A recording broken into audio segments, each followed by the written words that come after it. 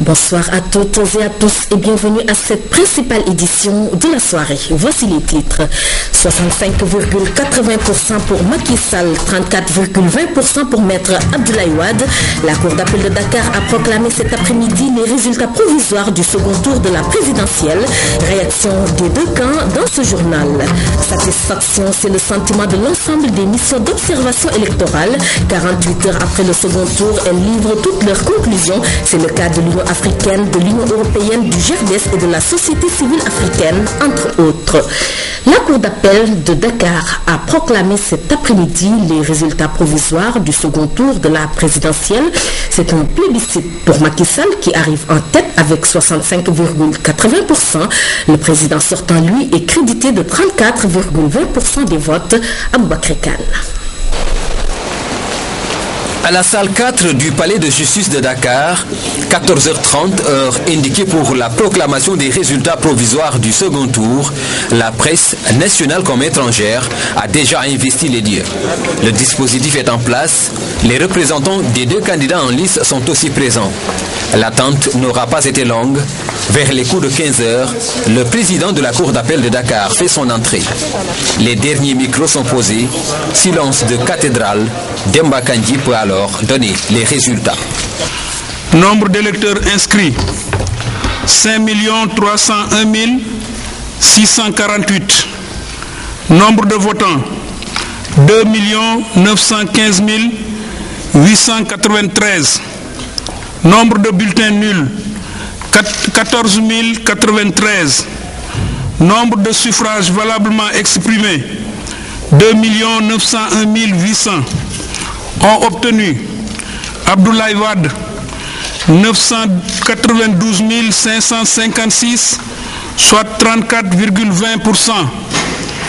Macky Sall 1 909 244, soit 65,80%. Le taux de participation a été estimé à 55%. Point de suspense, les résultats confirment les tendances. Un plébiscite pour Macky Sall, élu président de la République, avec presque 66% des suffrages exprimés. La coalition des FAL 2012, qui n'a gagné que 11 départements sur les 45, n'envisage pas de recours, mais les résultats restent à être confirmés par le Conseil constitutionnel.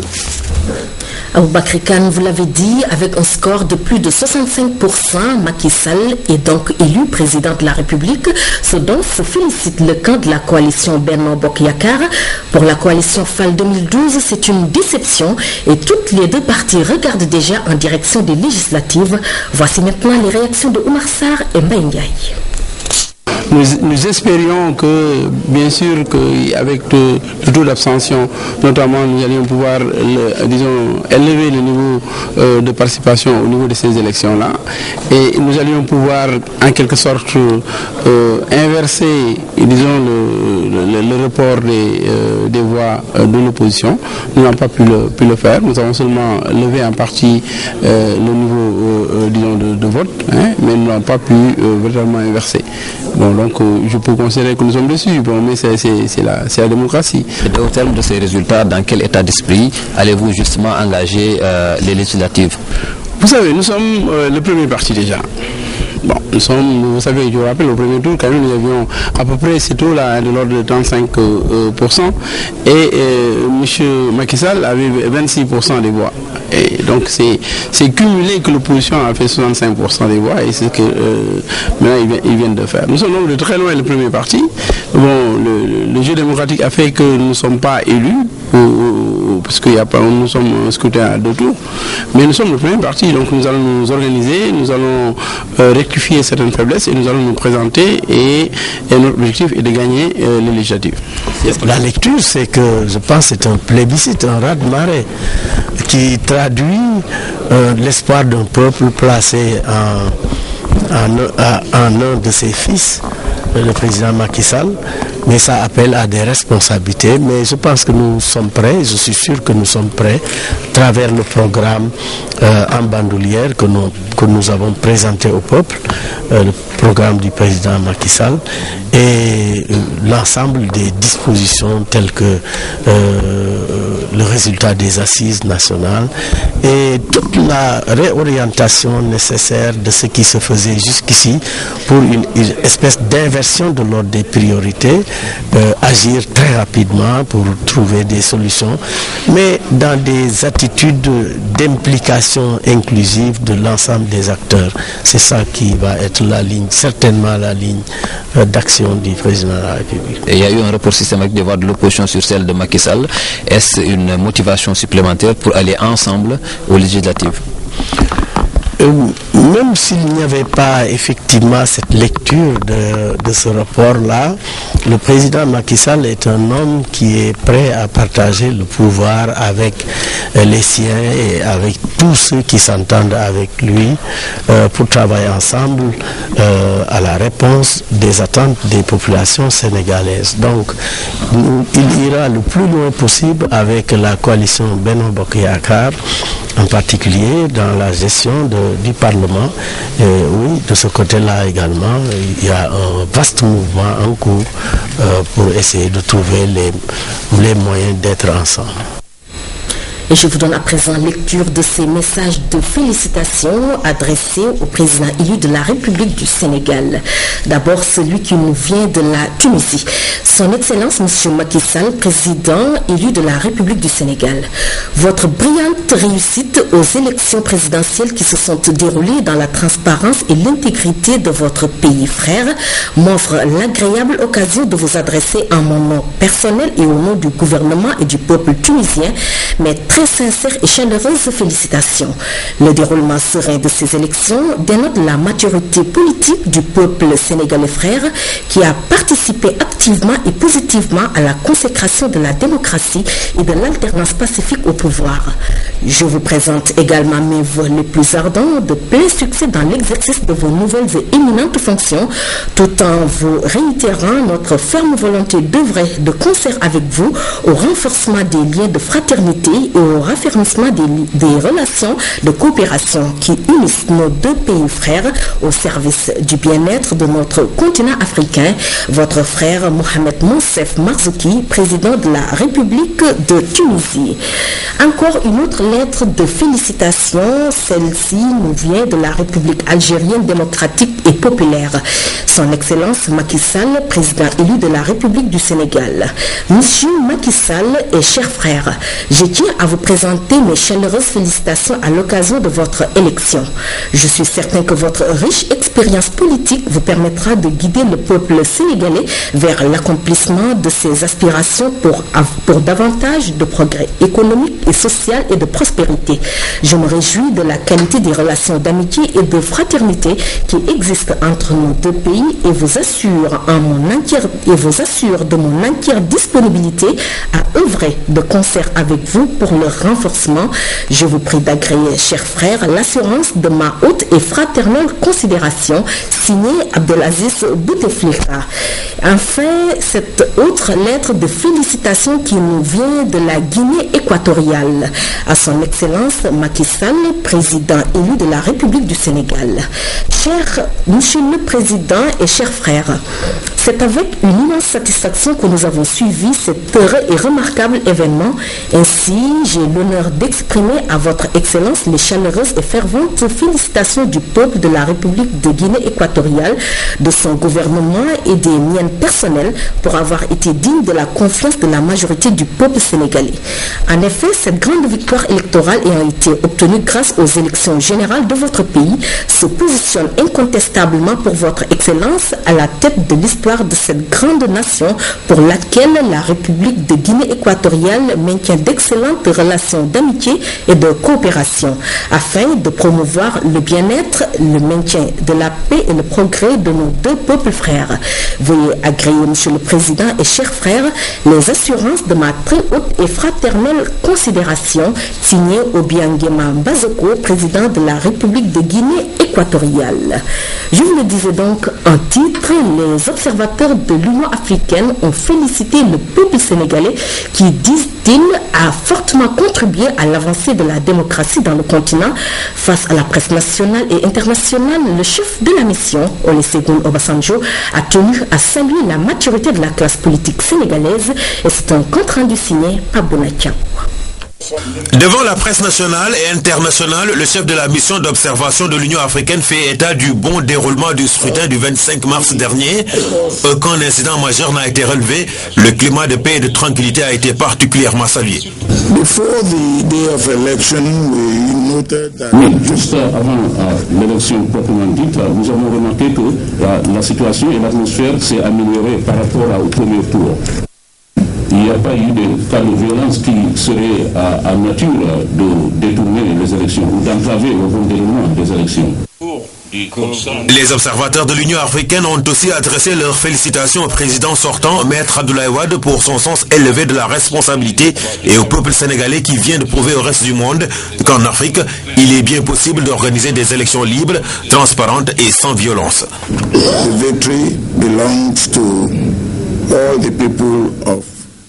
Nous savons tous les citoyens d'Afrique, nous avons à apprendre de la manière dont les élections se sont déroulées ici au Sénégal. Et puis ça montre que vous faites les élections en Afrique peuvent être acceptables. Si les élections se sont bien déroulées, les résultats seront acceptés par toutes les parties prenantes. Et également, les élections ici au Sénégal confirment ce que j'ai l'habitude de dire, à savoir la démocratie est bien vivante et même plus au-delà. La démocratie maintenant puisse atteindre sa maturité. Les observateurs de l'Union africaine quittent Dakar, séduits par le peuple sénégalais. Ils appellent les autres pays africains à s'inspirer de l'exemple. Autre conférence de presse organisée pour se féliciter du bon déroulement de la présidentielle du 25 mars, celle de la mission d'observation électorale de la société civile africaine. Avant de quitter le Sénégal, elle a tenu à saluer le civisme et la maturité du peuple sénégalais. Safoura Sow. Civisme, maturité, démocratie, valeurs, tels sont les mots attribués au peuple sénégalais par les 138 observateurs de la société civile africaine. Ce au lendemain du second tour de l'élection présidentielle. Ces bons points ont connu leur apothéose avec la diffusion libre au public des résultats issus des urnes au fur et à mesure par les médias, consacrant ainsi un scrutin libre, honnête, démocratique et transparent qui a requis l'assentiment des deux candidats en lice que notre mission, par la présente déclaration, tient vivement à féliciter. Ces observateurs ont été déployés tant à Dakar qu'à l'intérieur du pays. Ils étaient à Mbour, à Louga, à Ziguinchor, à Saint-Louis, à Kaolack, à Thiès, à Kédougou et à Touba. Ces missionnaires saluent la presse nationale et internationale pour leur professionnalisme, leur objectivité et leur sens de responsabilité. Ils invitent dès lors tous les acteurs politiques à privilégier le dialogue social. Notre mission félicite tous les acteurs politiques sénégalais pour leur sens élevé de responsabilité, tout en les invitant à privilégier en tout instant le dialogue politique, gage de paix et de stabilité pour mieux avancer sur le chemin de l'émergence, et ceci pour le bonheur du peuple sénégalais. Malgré quelques perturbations notées à Bignona, le scrutin a connu une bonne organisation dans l'ensemble. Les électeurs se sont rendus aux urnes dès les premières heures. Après le dépouillement, il s'en est suivi des résultats incontestés pour dire que le Sénégal a encore donné une belle leçon de démocratie à l'Afrique tout entière. Safoura Sow, le groupe d'études et de recherche sur la démocratie et le développement économique et social en Afrique n'est pas en reste. Le GRDS aussi se félicite de la qualité du scrutin. L'ONG qui a déployé une vingtaine d'observateurs sur le terrain salue le comportement de l'élite politique et du peuple sénégalais. Nous écoutons maintenant le chef de la mission, M. Sadikou Ayo Alaou. Nous avons eu le plaisir de constater que le Sénégal a organisé, en dépit des craintes qu'on pouvait avoir avant le scrutin, l'une des meilleures élections de notre continent. Et nous qui observons la plupart des élections en Afrique, nous avons eu l'agréable surprise de constater que non seulement l'organisation était impeccable, que les bureaux de vote avaient ouvert, ce qui est rare en Afrique, à l'heure, que les représentants, non seulement des candidats, mais ceux qui dirigent les bureaux de vote, il n'y avait pas, nous n'avons pas constaté le moindre retard. Et je peux vous dire que c'est rarissime.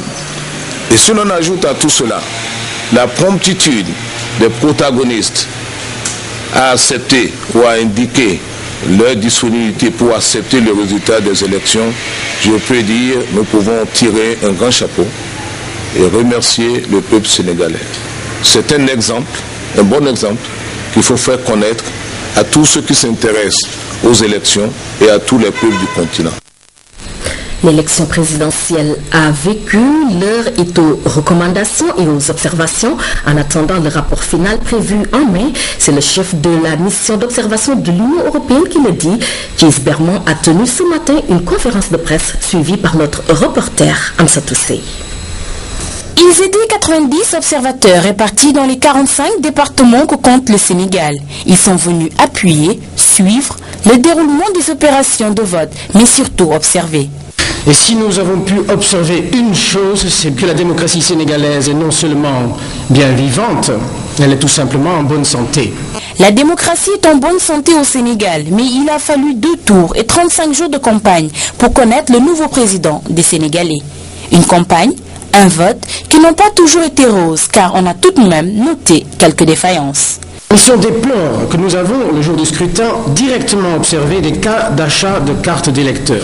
Cette activité illégale a été constatée dans les départements de Kaffrine, Matam, Kanel, Nioro-du-Rip, ainsi que l'achat de bulletins de vote non utilisés dans les départements de Dagana et de Bakel. Mais encore, nous avons pu constater aussi l'utilisation inappropriée des biens publics par la coalition du président sortant pour sa campagne. Dans une bien moindre mesure, c'est arrivé également dans la campagne de son challenger Macky Sall. Et pour finir, à Touba Mosquée, nous avons pu observer un rassemblement du Parti démocratique sénégalais. C'était un rassemblement en violation des silences électoraux, puisque c'était à la veille du scrutin, le 24 mars. Et la mission y a observé la distribution d'argent à des citoyens par des militants, et cela a eu lieu en présence du ministre des Affaires étrangères. Eh bien oui. Et comme pour tout bilan, certaines recommandations ont été formulées. La mission rappelle que plus d'1 million de jeunes âgés de 18 à 23 ans ne se sont pas inscrits dans le fichier électoral. Ce devrait être une grande priorité d'y remédier. Au-delà des recommandations, des remerciements adressés au peuple sénégalais, mais aussi au président sortant. Je voudrais également saluer le geste du président Wade qui a reconnu le dimanche soir la victoire de son adversaire et ainsi évité à son peuple l'incertitude et des troubles éventuels. La mission européenne a réitéré sa satisfaction tout au long du processus électoral et n'entend pas moins des Sénégalais lors des prochaines législatives. Kees Berman et sa délégation quittent le Sénégal avec le sentiment du devoir bien accompli. Nous sommes avec le chef de la mission d'observation de l'Union européenne. Nous restons avec lui, Kees Berman, qui a été reçu par le président Macky Sall, tout comme l'ambassadeur des États-Unis, qui a exprimé toute sa satisfaction à l'issue du second tour de la présidentielle et réaffirmé le soutien de son pays au Sénégal. Pour plus de précisions, voici respectivement Kees Berman et son Excellence Lewis Lukens au micro de Pat Birambi Genyaï. Nous voulons simplement donner notre rapport préliminaire au nouveau président du Sénégal, notre rapport préliminaire qui parle de tout ce processus électoral du deuxième tour, qui s'est très bien déroulé dans l'ensemble. On lui a fait part de nos préoccupations tout de même aussi, parce que bon, aucun processus n'est parfait. On a eu une discussion très ouverte, très chaleureuse. Une des plus vives préoccupations, c'est qu'il y a quand même un nombre élevé de jeunes entre 18 et 23 ans qui ne sont pas inscrits au fichier électoral. Et j'aimerais tellement moi en tant que démocrate, mais le Sénégal aussi devrait aimer voir tous ces jeunes s'inscrire sur la liste électorale encore avant les législatives de juin. Ce serait une très bonne chose, ça renforcerait la démocratie, l'apport de tous ces jeunes qui sont des citoyens à part entière, évidemment. Ils devraient s'inscrire. Nous avons un scrutin crédible qui n'est contesté par personne, ça c'est très clair. Il y a eu quelques petits problèmes comme les achats de voix, il y a eu des incidents mineurs et très localisés, mais dans l'ensemble c'est un processus dont je suis fier d'avoir pu l'observer avec notre équipe de 90 observateurs. Très fier et très, très heureux aussi de voir que ça s'est passé dans le calme, dans la paix, dans la sérénité. Le Sénégal a quand même donné un exemple de démocratie aussi face à son voisin, le Mali. Oui, c'était une visite courtoise avec le président élu. Nous avons discuté tout le niveau de coopération entre les États-Unis et le Sénégal. Je l'ai félicité pour l'élection et félicité pour la maturité des électeurs sénégalais. Et il a beaucoup de travail, mais il est prêt pour travailler. Nous avons toujours accompagné le Sénégal. Et vous continuerez dans L'actualité, c'est aussi la visite du président Abdoulaye Wade ce matin à Tivaouane, dans la capitale de la Tijania. Il a exprimé toute sa gratitude à la famille pour ses prières qui l'ont toujours accompagné. Le porte-parole de la famille a, à son tour, rendu un vibrant hommage au chef de l'État. Voyons la synthèse avec Khalisek. Durant les 12 années que j'ai passées à la tête de ce pays, je me rendais régulièrement ici à Tivaouane pour recueillir vos prières et raffermir les excellentes relations que nous entretenons. Après que le peuple sénégalais m'eut choisi un successeur en la personne du président Macky Sall, il est de mon devoir de revenir exprimer ma gratitude et ma reconnaissance à cette famille pour sa marque d'attention touchante et ses prières qui m'ont toujours accompagné. C'est ce qu'a d'emblée précisé le président de la République au khalife général de Tijane, Maître Abdoulaye Wade, d'ajouter que notre pays a encore administré une leçon de démocratie avec le déroulement de la présidentielle. C'est ce qui lui a d'ailleurs valu des félicitations de toutes parts. Au moment où je m'apprête à céder le fauteuil, je vous demande de prier pour mon successeur et pour tout le pays. Le porte-parole de la famille, Serigne Abdel Azizi Al-Amin, a dans sa réponse rendu un vibrant hommage à Maître Abdoulaye Wade avant de sublimer l'exemplarité de notre démocratie, notée lors de l'avènement et du départ de Maître Abdoulaye Wade du pouvoir. Vos rapports avec la famille ont été joviaux et nous nous ferons fort de les embellir davantage, a martelé Serigne Abdel Azizi Al-Amin. Citant le livre saint, le porte-parole de la famille fera savoir que c'est Dieu le Tout-Puissant qui donne le pouvoir à qui il veut et il le reprend quand il le veut, et il est heureux que nous l'ayons tous compris, avec dignité, a ajouté le porte-parole, avant de finir par les vifs remerciements de la famille à Maître Abdoulaye Wade. Au terme de ces allocutions, le khalife général des Tijanes, Serigne Mohamedou Mansour Sy, a formulé des prières pour son hôte et pour toute l'assistance. Avant Tivaouane, Maître Abdoulaye Wade s'était rendu hier respectivement à Kernganda, village de retraite du khalife général des Mourides, et à Touba, visite de courtoisie auprès du marabout et recueillement au mausolée du fondateur du mouridisme ont ponctué ce déplacement du président de la République. Nous retrouvons Khalisek pour le compte-rendu. 24 heures après le verdict du second tour de la présidentielle qui a porté Macky Sall à la tête du pays, Maître Abdoulaye Wade s'est rendu à Kernganda, un village de retraite du khalife général des Mourides de Serigne Cheikh Sidi Makhtar Mbacké. Occasion pour Maître Abdoulaye Wade d'effectuer une ziara et visite de courtoisie auprès de son marabout, lui faire un compte rendu circonstancié du déroulement du second tour de la présidentielle et remercier du fond du cœur le khalife général des Mourides pour ses prières renouvelées. Le chef de l'État a par la suite évoqué, pour s'en réjouir, les félicitations adressées à notre pays et à son peuple par la communauté internationale et principalement le secrétaire général des Nations Unies pour l'exemplarité de notre démocratie, illustrée de très fort belle manière par le déroulement paisible du second tour de la présidentielle. Le porte-parole du Khalife général des Mourides, Serigne Bassirou Abdou Khadre, a au nom de Serigne Cheikh Sidi Makhtar Mbacké exprimé la vive gratitude de la communauté mouride au chef de l'État pour les réalisations effectuées dans la ville sainte de Touba. Serigne Bassirou Abdou Khadre a aussi salué le talibé dont l'attachement et le dévouement au service de Cheikhoul Khadim ne sont plus à démontrer. Pour finir, le porte-parole du Khalife a magnifié le coup de fil que Maître Abdoulaye Wade a très vite passé au président Macky Sall, reconnaissant ainsi sa victoire bien avant la publication complète des résultats provisoires. Au terme de ces allocutions, le Khalife général des Mourides, Serigne Cheikh Sidi Makhtar Mbacké, a renouvelé ses prières au chef de l'État et à l'ensemble de la délégation pour que la paix et la concorde continuent de régner dans notre pays. Après que Nganda, Maître Abdoulaye Wade s'est rendu dans la cité bénie de Touba, ici, le président de la République s'est recueilli au mausolée du fondateur du mouridisme, Cheikh Ahmed Bamba Khadim Rassoul. Et nous restons avec le président Abdoulaye Wade qui a été félicité par le chef de mission des observateurs de l'Union africaine pour le bon déroulement de l'élection présidentielle. Olusegun Obasanjo a été reçu lundi par maître Abdoulaye Wade. Aussi, le chef de mission de l'UA a sollicité le président Wade pour qu'ensemble, ils mènent des actions de recherche de fonds pour l'Afrique. Nous l'écoutons maintenant. Je suis venu rendre visite à mon grand frère et pour lui dire que voilà, maintenant qu'il a déposé le tablier comme moi je l'ai fait dans le passé, nous sommes maintenant tous dans la même situation et j'ai fait référence aux travaux que nous avions fait ensemble dans le passé. J'étais très heureux d'avoir travaillé avec lui et nous avons tous fait beaucoup pour nos différents pays respectifs et pour l'Afrique en général. Je voulais le remercier aussi le féliciter aussi pour ces élections, les élections qui viennent de passer, l'élection plutôt qui a été transparente, qui a été libre, qui a été très bien organisée.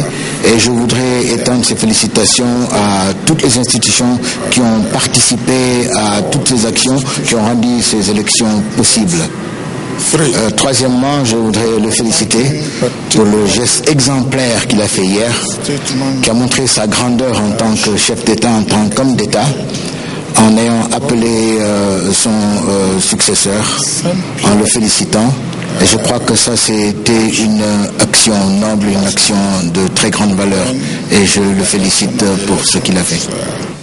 Et je le dis quatrièmement, qui est en tant que doyen des chefs d'État, doyen qui a beaucoup d'expérience et qui a beaucoup fait, je crois que son œuvre sera toujours utile pour le monde et pour l'Afrique. Et j'y ai ajouté aussi que moi, personnellement, je me lancerai dans la mobilisation d'investissements pour l'Afrique, d'investissements pour que l'Afrique puisse aller de l'avant. Et puisque nous avons ce point en commun, je viendrai le consulter, je viendrai demander ses services à cet égard. J'ai ajouté à cela que nous faisons tout ce travail-là, ce sera aussi pour renforcer l'intégration africaine. Et j'ai dit à mon grand frère, bien qu'il se repose pour le moment, et plus tard nous nous reverrons pour discuter de cela davantage et pour mettre en action tout ce que nous avons décidé. Et je lui ai demandé la route parce que demain je dois aller à Addis Abeba pour le 10e anniversaire du NEPAD. Et c'est demain que nous allons siéger là-dessus. Et nous reparlons maintenant de la réaction des observateurs après le scrutin de dimanche dernier. La plateforme de veille des femmes africaines pour des élections apaisées au Sénégal livre les conclusions de son action 48 heures après le second tour de la présidentielle. Ses membres ont adressé un satisfecit aux deux candidats et surtout au peuple sénégalais pour le déroulement apaisé du scrutin. Elles se tournent dès à présent vers les législatives alors que leur action efficace commence déjà à intéresser au-delà du Sénégal, au Mindour. Les troubles préélectoraux les avaient fait sortir de leur foyer pour prôner la paix et la retenue. 48 heures après un scrutin unanimement salué, les membres de la plateforme de veille des femmes africaines pour des élections apaisées au Sénégal disent tout simplement bravo aux deux candidats, mais surtout au peuple sénégalais. Pour la maturité, le calme la sérénité et le patriotisme dont il a fait preuve tout au long de cette période. Autour de Binta Diop, fondatrice de l'ONG Femmes Africa Solidarité, que le Time Magazine a désigné parmi les 100 personnes les plus influentes du monde, il y avait une 60aine d'associations de la société civile sénégalaise et africaine, toutes mobilisées pour que l'étoile démocratique sénégalaise ne pâlisse pas. I'm from Uganda. Je viens du Burundi. Je viens de la Guinée. Je m'appelle Maria Maribo. Je viens de Mauritanie. Ce qui se passe au Sénégal touche forcément toute l'Afrique. En plus de cela, le Sénégal a aidé à ramener la paix au Libéria. Il y a du sang sénégalais sur le sol de mon pays. C'est donc naturel que je vienne rendre l'appareil au peuple sénégalais. Ces femmes étaient déployées dans 13 des 14 régions du Sénégal où elles ont visité 698 bureaux de vote, traquant le moindre foyer de tension ou la plus petite irrégularité. Le tout s'articulant autour d'une logistique efficace et discrète comme cette salle de veille. À ces observatrices se sont jointes des journalistes moniteurs, mais également une centaine de jeunes. Ces derniers ont d'ailleurs déjà trouvé une autre mission à celle qu'ils considèrent comme leur mère. Nous lançons un appel à toutes les femmes de la plateforme pour surtout sauver le système éducatif qui est actuellement en léthargie. Et il n'y a pas qu'au Sénégal que cette expérience de la plateforme de veille des femmes africaines pour des élections apaisées intéresse. Avec les événements, j'avoue que la situation room est encore plus intéressante et plus pratique aujourd'hui au Mali. Si du point de vue de l'apaisement, ces femmes ont gagné leur pari sur le front des procédures de vote, elles ont formulé des recommandations. Simplifier le système électoral par l'adoption du bulletin unique lors des prochains scrutins. 2 jours après le second tour de la présidentielle, les membres de la plateforme de veille des femmes africaines pour des élections apaisées préparent déjà les législatives pour la paix bien sûr, mais également pour que la parité soit respectée sur les listes des différents partis politiques. L'actualité hors de nos frontières maintenant. Au Mali, la vie semble avoir repris son cours normal 5 jours après le putsch qui a renversé Amadou Toumani Touré. Et malgré l'appel à une ville morte lancé par les opposants au coup d'État, les activités ont repris, l'administration, les banques et les écoles ont rouvert leurs portes. Au nord, cependant, l'armée Touareg gagne du terrain et la ville de Kidal serait sur le point de tomber. Mardi était une journée test pour la junte qui a renversé le 22 mars le président Amadou Toumani Touré. Des appels à une journée ville morte avaient été lancés hier par des opposants au putsch, mais ce matin tout le monde est retourné au travail. À l'école normale supérieure de Bamako, les étudiants ont repris les cours, les administrations ont rouvert leurs portes et dans les banques, les clients se sont précipités au guichet car après 5 jours de troubles, les poches sont vides. Retour à la normale dans la capitale, mais la junte doit faire face à une situation alarmante au nord, alors que la ville de Kidal serait sur le point de tomber aux mains des rebelles Touareg. Le capitaine Sanogo a appelé la rébellion à cesser les hostilités, ajoutant que tout est négociable, sauf l'intégrité du territoire. Confrontée à une suspension de l'aide militaire des grandes puissances, la junte risque de ne pas avoir les moyens de mener sa guerre au nord. Le Mali a déjà beaucoup de difficultés à financer son effort de guerre. C'est clair que avec la déstructuration de l'armée qui va suivre ce coup d'État, la chaîne de la hiérarchie va être bousculée, bouleversée, et cela va avoir une incidence très négative sur le front de la guerre. C'est donc d'une double crise à la fois militaire et politique que les chefs des États membres de la CEDEAO doivent discuter à Abidjan.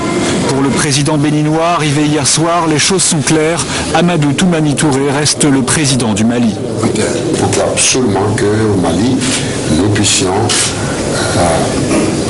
du jour de cette question, un retour à la démocratie, c'est-à-dire faire rétablir le président, il n'y a rien à faire par tous les moyens. Les dirigeants ouest-africains présents à Abidjan pour un sommet extraordinaire peuvent en tout cas être rassurés sur le sort du président malien. La France affirme avoir eu un contact téléphonique avec lui. Au Proche-Orient, des internautes iraniens et israéliens échangent des mots de paix, des messages de paix. Donc, ils tentent d'enrayer par la force des mots l'escalade militaire. En Israël, des manifestants s'insurgent contre une éventuelle frappe contre l'Iran. Faites l'amour, pas la guerre, peace and love, des slogans tout droit sortis des années 70, aujourd'hui revisités. Cette fois, 21e siècle oblige, ces messages de paix se moquent des frontières qu'ils franchissent allègrement via la toile entre deux pays a priori ennemis, Israël et l'Iran. Nous aimons l'Iran, c'est le nom du site créé par un couple de pacifistes de Tel Aviv pour tenter d'enrayer avec la force des mots l'escalade militaire entre les deux pays en envoyant directement des messages de paix au peuple iranien. Nous sommes un pays de combattants, nous sommes prêts à n'importe quelle guerre, alors allons-y. Oui, nous sommes prêts, mais peut-être que nous n'avons pas besoin de la guerre, peut-être que nous pouvons discuter entre nous, peut-être que nous pouvons envoyer un nouveau message et peut-être que ce message prendra tellement d'importance qu'il changera quelque chose et qu'il empêchera la guerre d'arriver. Le succès est immédiat. Des réponses affluent par centaines en provenance d'Iran pour dire « Israéliens, nous vous aimons aussi ». L'initiative est relayée par Facebook. La page compte déjà plusieurs dizaines de milliers d'adhérents. Une vidéo a également été mise en ligne sur YouTube. Et c'est ainsi que le week-end dernier, les amis virtuels d'Israéliens se sont retrouvés dans les rues de Tel Aviv. Première manifestation importante du genre pour protester contre l'éventualité d'une frappe contre l'Iran. Une attaque israélienne ou israélo-américaine contre l'Iran mettrait en danger la sécurité de tous les gens de la région et pourrait provoquer une guerre régionale. Nous sommes contre ça. Une attaque contre l'Iran ne résoudrait pas les problèmes de sécurité d'Israël. Encore marginal, le mouvement ébranle les certitudes. Comme un pied de nez au dernier sondage publié dans le quotidien israélien Haaretz, 65% des personnes interrogées dans cette enquête estiment qu'une attaque contre l'Iran serait moins dangereuse que de laisser la République islamique se doter de l'arme nucléaire. Et nous revenons maintenant au Sénégal pour parler de ces écologistes du monde entier qui sont à Dakar ce mardi. Et c'est pour tenir leur 3e congrès. Le Global Young Greens, c'est leur nom, espère ainsi sensibiliser les populations sur les enjeux liés à la protection de l'environnement. Sidina Alioune-Fall. Discussion, explication, le tout dans un environnement relax et pourtant, les sujets débattus ici sont très sérieux. Pour ce 3e congrès des jeunes écologistes, 3 thèmes ont été retenus par le Global Young Green, la pauvreté, l'insertion des jeunes dans le monde du travail et la situation des femmes en Afrique. Aujourd'hui, ce n'est que les délégués qui sont là en train de discuter des thèmes. C'est la session des thématiques qui est sur place comme ça, que vous venez de constater par des groupes de session. On est en train de discuter des thèmes. Demain, c'est les ateliers et le jeudi, la résolution des thèmes. Global Young Green ne compte pas se cantonner aux salles de conférence. Les Verts optent pour une approche plutôt pragmatique. On a une équipe locale sur le terrain. Ils sont en train d'éteindre des feux de brousse, en train de sensibiliser les jeunes, les femmes, les personnes âgées, pour au moins leur dire que l'environnement nous est cher, il faut la protéger, il faut le protéger. Nous avons beaucoup de participants et c'était pas facile, c'était difficile à l'organiser ici pour avoir toutes les personnes ici à la même temps et nous sommes très heureux que tout le monde est ici maintenant. Une trentaine de pays est représenté. Durant 3 jours, ce beau monde va essayer de sensibiliser les populations, surtout les jeunes, sur l'importance de préserver l'environnement. Et nous passons à la culture avec la célébration ce 27 mars de la Journée mondiale du théâtre. Ici à Dakar, la cérémonie officielle a eu lieu au Grand Théâtre National et l'édition de cette année est dédiée aux femmes, nous dit Aïssatou Traoré.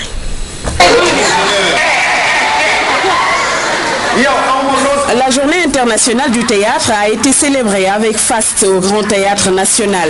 À côté des comédiens, dramaturges, metteurs en scène, le jeune public est aussi venu célébrer ce moment.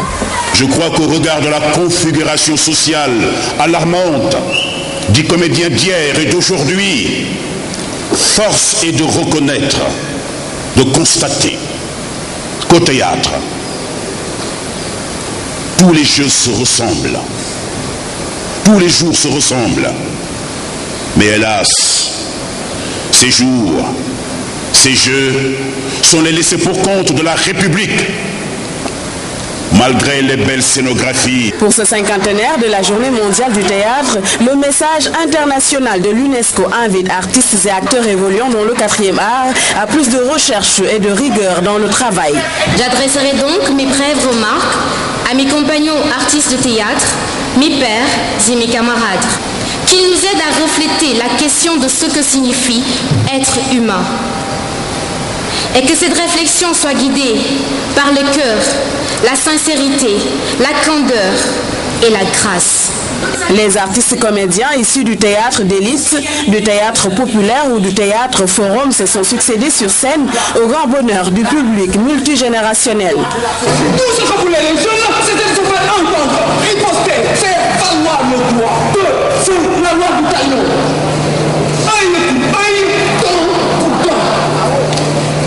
Mais heureusement que les anciens étaient là, les vieux, eux qui étaient là avant-hier, hier, et qui sont là aujourd'hui. Le thème « La femme dans la pratique théâtrale » était au goût du jour. L'importance de son rôle au sein de la société n'est plus à démontrer. Si le Sénégal compte quelques figures marquantes dans le domaine du théâtre, il le doit surtout à la combativité de celle-ci, à la confiance en elle-même et à leur passion pour la création. Au-delà de quelques femmes emblématiques, Fama Diagne Sène pour la dramaturgie, Awa Sène Sarr, Assi Diengba, Joséphine Zambo, Yassine, entre autres, pour la scène, la créativité féminine n'est pas encore un thème du débat sur les identités nouvelles au Sénégal. Certes, le théâtre est une représentation des scènes de vie, mais même dans cette vie qui se joue sur scène, la femme joue toujours son rôle de citoyenne du monde.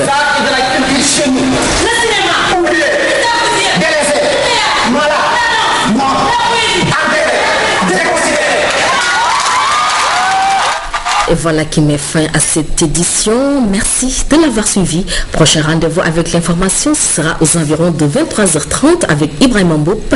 Merci de votre fidélité. Bonsoir.